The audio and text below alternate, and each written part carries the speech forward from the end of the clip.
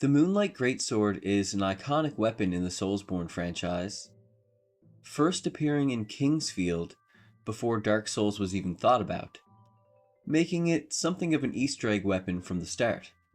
It's known for scaling with intelligence, or arcane in Bloodborne, which is basically just their version of intelligence, and it has some other consistent characteristics as well.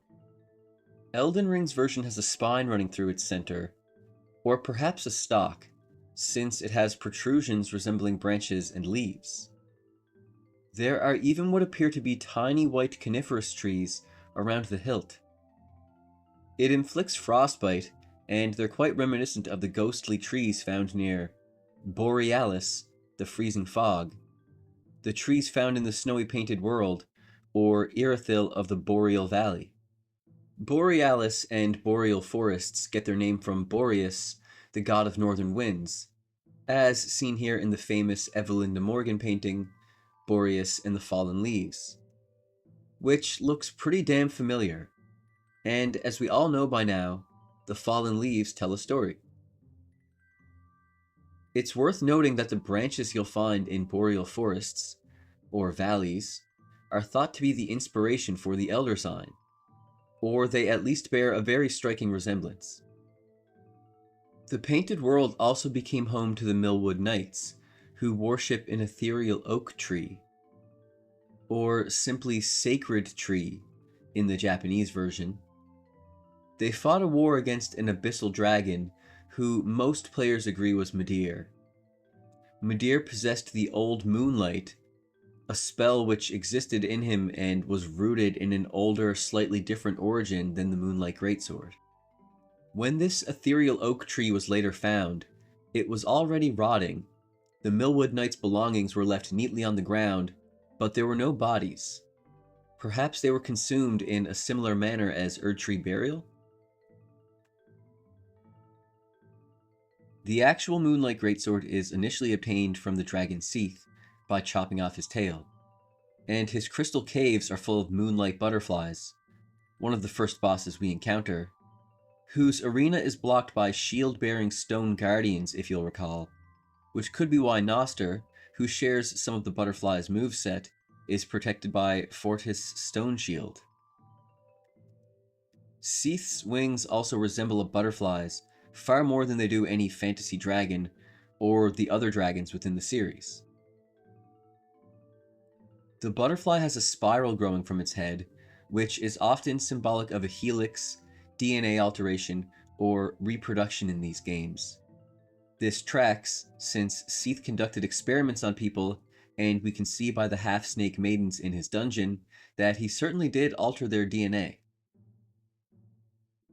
If you pay close attention, you'll notice that flowers, trees, or maybe the water and soil they're grown with, are somehow associated with this moonlight, and they're also carrying the first stage of parasites, or the curse, that's corrupting their world. A perfect example of this is directly below these lumen flowers, we find a parasite-infested boss, Ludwig the Accursed, who wields the Moonlight Greatsword. Another victim of these parasites, Orphan of Kos, sprouts wings despite spawning from an ocean creature, and yet another nearby boss happens to share a name with a butterfly species.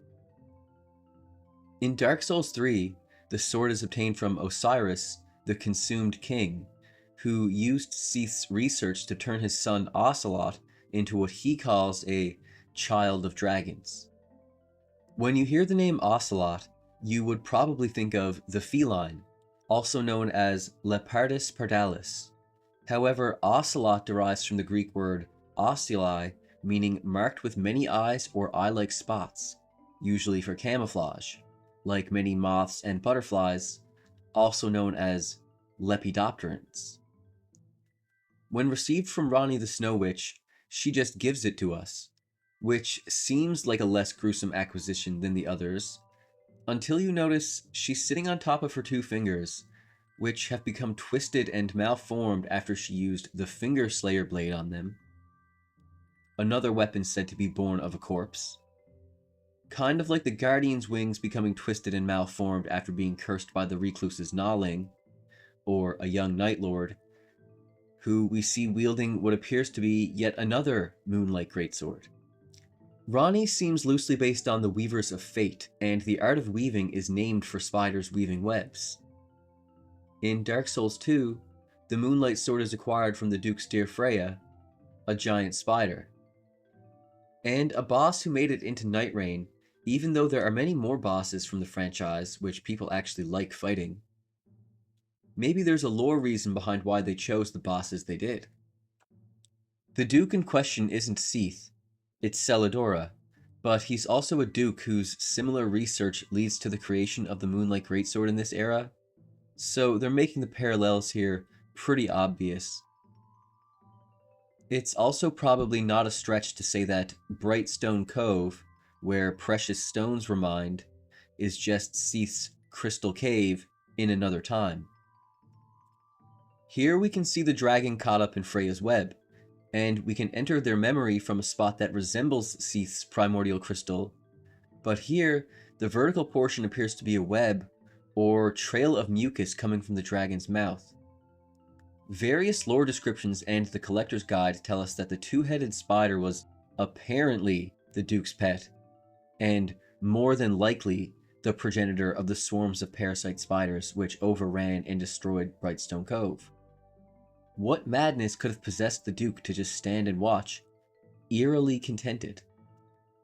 Their nest is called the Writhing Ruin, and was originally home to one solitary insect, who feasted on the great souls within the area.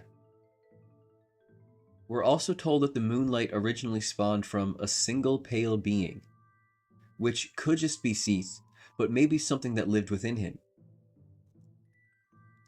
This all sounds a little disconnected, random, and overly speculative until you consider the stated influences of literature and folklore on Miyazaki's lore. One of the oldest and most prominent Japanese folktales is The Bamboo Cutter, or The Tale of Princess Kaguya, where a bamboo cutter finds a shining princess within a bamboo stalk. He adopts her and is mysteriously rewarded with gold from every bamboo stalk he cuts from then on, making their family immensely rich. And Kaguya, the princess, rapidly grows into a beautiful woman who receives many suitors asking for her hand in marriage, but she gives them all impossible retrieval tasks, or fetch quests, if you will, to win her affection. The items she requests are Buddha's begging bowl, a jeweled branch from a mythical island, a robe of fire rat skins, a colored jewel from a dragon's neck, and a seashell born of a swallow. She even ends up declining the Emperor's proposals and eventually reveals her true identity as the Princess of the Moon. She had been sent to Earth as punishment, or earthly imprisonment, for a crime she won't disclose, and the gold her father received was just payment for her housing and upkeep. At the end of her sentence, her celestial kin come to retrieve her. The Elden Lord, Emperor, attempts to stop their arrival, but he and his army are blinded by a flash of divine light. And the princess returns to the moon, forgetting all of her worldly attachments. It's an interesting and somewhat familiar tale, though in real life, the only thing you're liable to find inhabiting the stalks of plants are small parasitic insects, pests, and fungus, which other animals, including people, might accidentally consume if the plant is food. Bamboo shoots are a staple of Asian cuisine. So while the power of Moonlight being born of a pale solitary insect, who sometimes inhabits a plant and is reborn through various different creatures, might sound completely out of left field, it fits this combination of fact and fiction quite well. Along with Freya getting added to the Elden Ring world, Night Rain gives us another similarity to DS2, a second Moonlight Greatsword, or a third if you count the Golden Order one, but that just means that there's two in each of our Elden Ring worlds. In DS2, the Blue Moon Greatsword shares the appearance, but doesn't shoot waves of light. We get it from an NPC that has the same antler emblem as the Millwood Knights, who swears its power can be tapped into by the right swordsman, while another NPC says it's just a fake.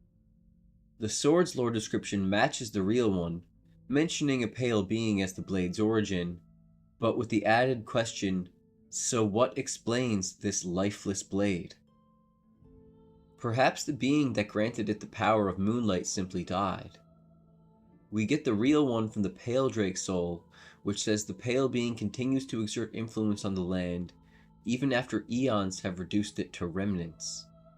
Hjalster was also born a solitary pale being, as seen in the Recluse's Remembrance ending, and is somehow related to Gnoster, a pale moth who basically plays the same role as the moonlight butterfly.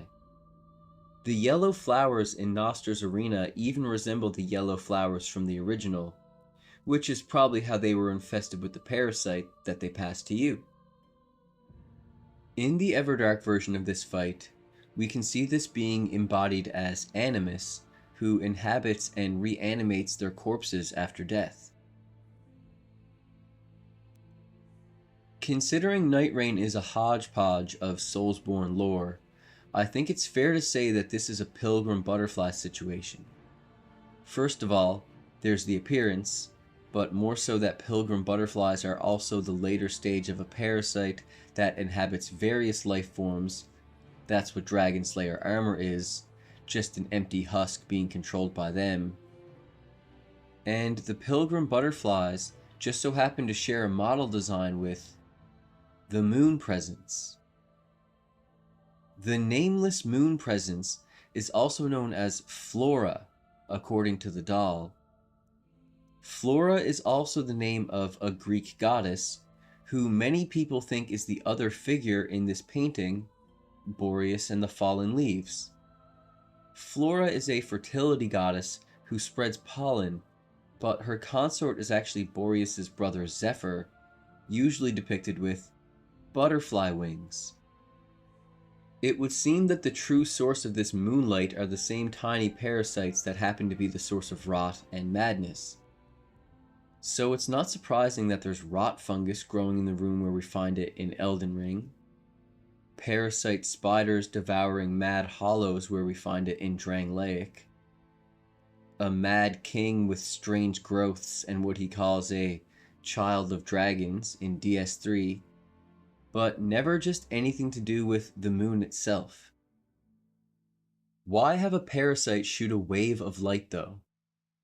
Well, if you've seen my previous lore video, or paid close attention to Night Rain and Bloodborne storylines, you'll see that the surface of coastal waters plays a pivotal role in the themes, and our character's journey apparently takes place just beneath the surface of these waters. It could be inspired by Noctiluca, algal blooms which are often seen lighting up waves, and do inflict damage on most life in the area. While they occur naturally, blooms are most common where there's an overabundance of nutrients. These nutrients are nitrates, ammonia, urea, and phosphates, often from fertilizer and urban runoff. So piss and shit, basically. And the protein-rich parasitic worms in our poo.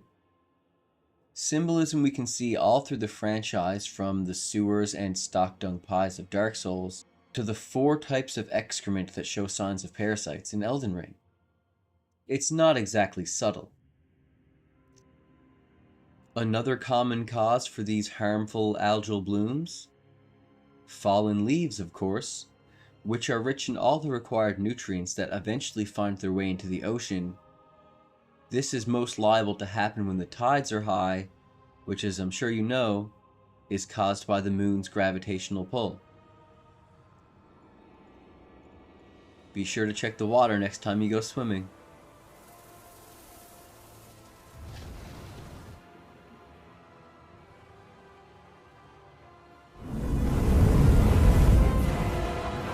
Like a moth drawn to a flame, your wings will burn in anguish, time after time.